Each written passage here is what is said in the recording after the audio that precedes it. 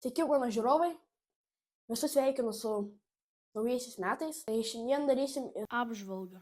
Aš gavau dovanų. Pirma dovana, tai gavau štai tokį karosą.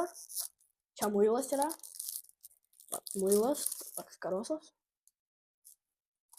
Taip pat iš kitos pusės, taip ir šitos. Ne, dar ne šitą dovaną.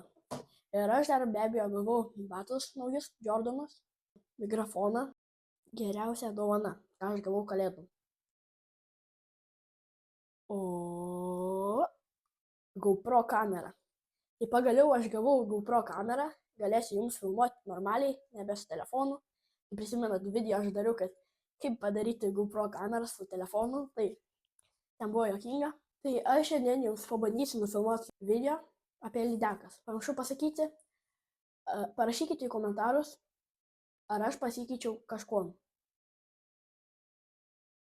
Tai ką, nieko nelaukiam ir pradedam. Šiandien aš papasakosiu įdomius faktus apie lydekas. Lydekas gali visur gyventi, bet dažniausiai gyvena ežeruose, prūduose ir tokiuose tvenkiniuose bei karjeruose. Juos minta visokiomis žuvelėmis, karosiukais, ešeriais, karpiukais, raudėmis ir taip toliau. Gali netyčia užkibti ir ant sliekų. Jos peri pavasarį, kai baigėsi žiema, po naujų metų, ir tada nebegalim žvejoti lydekas. Tai žinokite, kad jau nuo naujų metų jau nebegalim gaudyti lydekas, bet kitas žuvis tai gali. Tai ešeriukus, ešerius.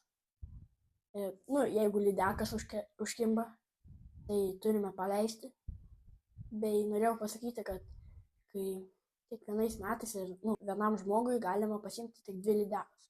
Norint sugauti lydekas, reikia naudoti lydekinės meškerės, taip pat ir plūdinės meškerės, bet reikia troso, pavadėlio, kaip sakant, nes kitaip gali pabėgti. Kokius tikslus jūs įsikėlėte šiais metais? O aš įsikėliau daugiau skirti laiko žvejybai, filmavimui ir sportui. Dalinkite komentaruose su manimi.